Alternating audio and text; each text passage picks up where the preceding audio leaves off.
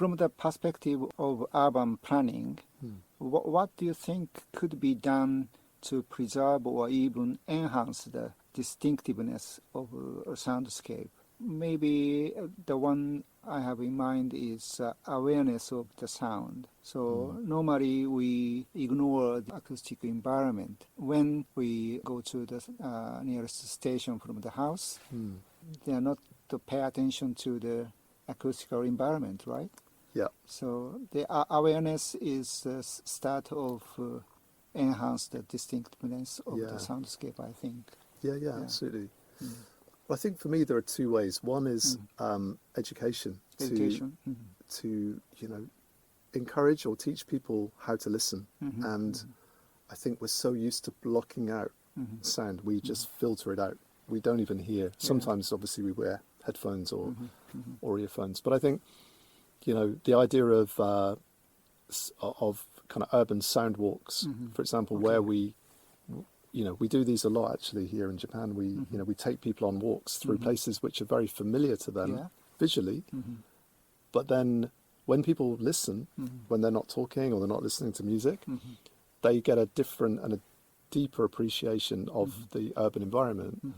And every person who's attended any of our walks says the same thing, that they didn't realize the kind of beauty of the city, and the the soundscape is interesting and it is real, and I think one approach is to encourage people to do that more, to show them how to listen in a group, and then come back and do it again.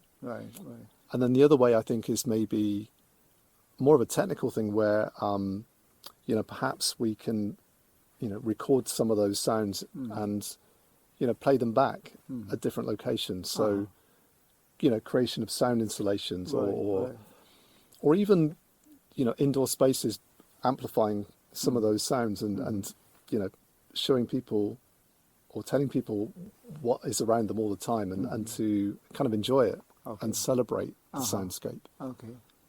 Okay, so in Japan, local festival and seasonal events play a huge role in strengthening the soundscape, I think, shaping the soundscape. Like the rhythmic beat of taiko, taiko drum, and I sometimes wonder if their kind of cultural and seasonal sound are essential for preventing placelessness. Would you agree that festival and traditions act as anchors for communities' unique soundscape? 100%. I totally agree. I was in Kawagoe. Kawagoe, just a few days ago, and I think this weekend or very soon there's going to be a huge festival which happens every year, and sound is integral to that. Just the sounds of all the different instruments and the noise of the crowds, the lifting of these huge wooden mikoshi. And there's that, you think about Gion Festival in Kyoto, all the summer festivals that happen in August in across Japan. So all those kind of beautiful festivals, sound is so integral. And it even me, a recent immigrant to this country, I feel the definition of the seasons is through sound, and that's obviously the sound of nature, like you mentioned earlier, like cicada at certain times, or and these festivals are very much part of that rhythm of Japan.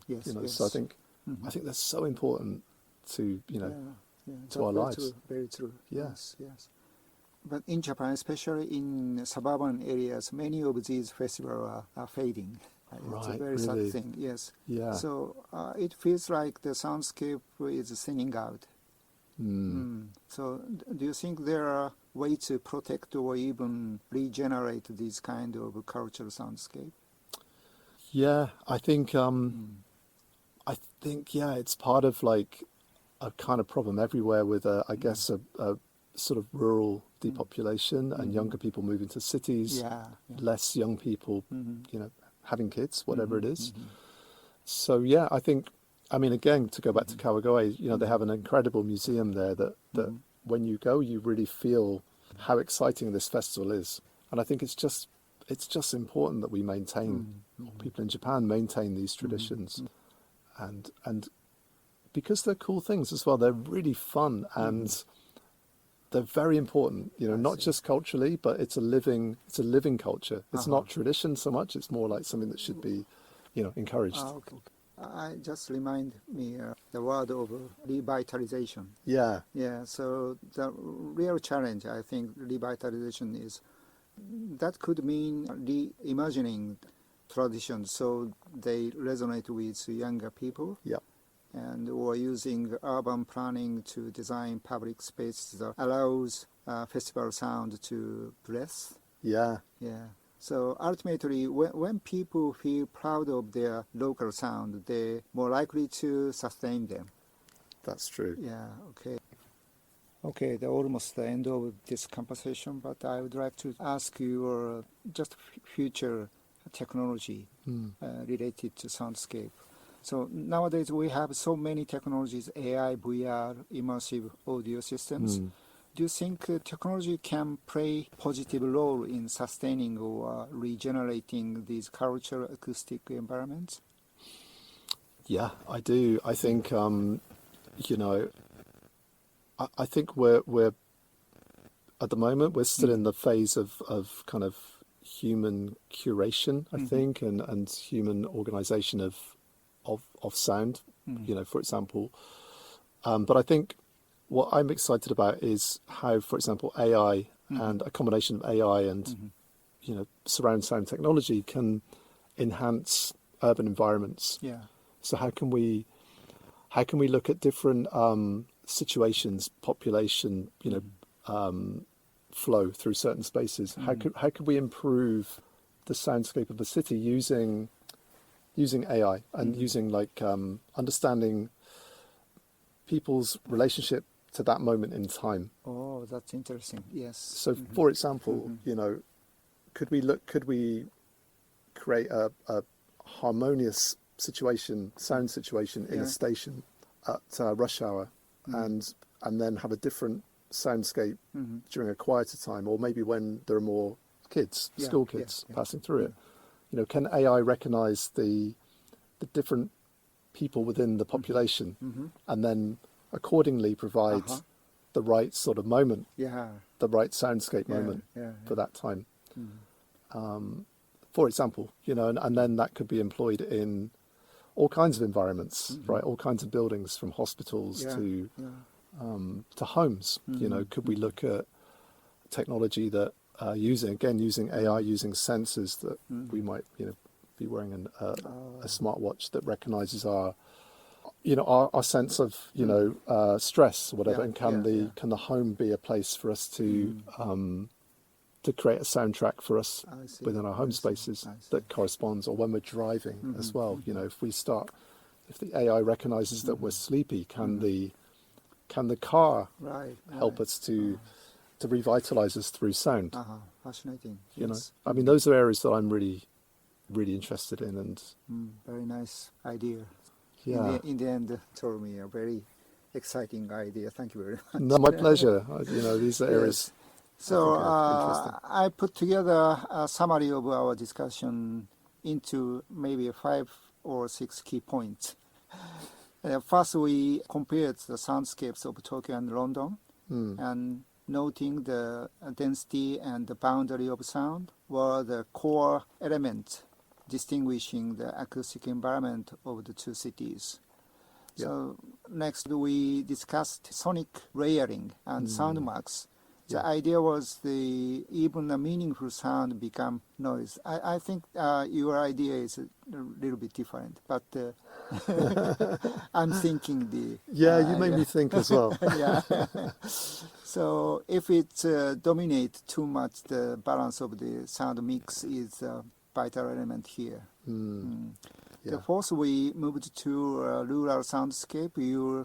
Your description of the UK representing continuity and Japan representing transience or flux were very memorable.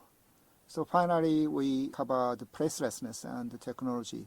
The crucial point was how we can provide embodied experience, and that technology should encourage the engagement but never replace it. Yeah. Okay, Nick, does that capture the essence of our conversation? I think so. Yeah. Okay, thank you. Beautifully. Yeah. Do you have any point you would like to add? No, other than, I really enjoyed our conversation, Okay. and I hope we can continue, Yes. Okay, thank you very much. Thank you so much. Yeah. Okay, Nick, what kind of project or dreams do you have for the future? And if you have any announcement of oncoming event you'd like to share with our listeners, please let us know.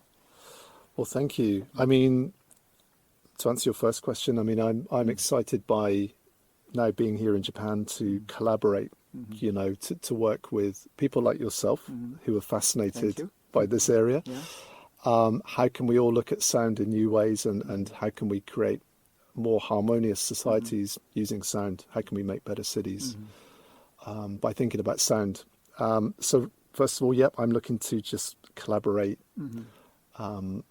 with scientists, with acousticians, and work with different artists. So I'm very excited about that. Okay. In terms of announcements, a lot of things are work in progress at the moment, but if people are interested, if I could direct them maybe to our website. Okay. So in the podcast program, I put the information about your website. Amazing. Yes. Okay, thank you. Yeah, okay. Yeah, that's perfect then. Right. Yeah. Okay, thank you so much. Thank you. This has been amazing. Thank you And, so much. Thank you to our audience for listening to 音の専門家の雑談。どうもありがとうございました。ありがとうございます。Thank you. Thank you so much. Thank you. Oh, that was great. Thank you.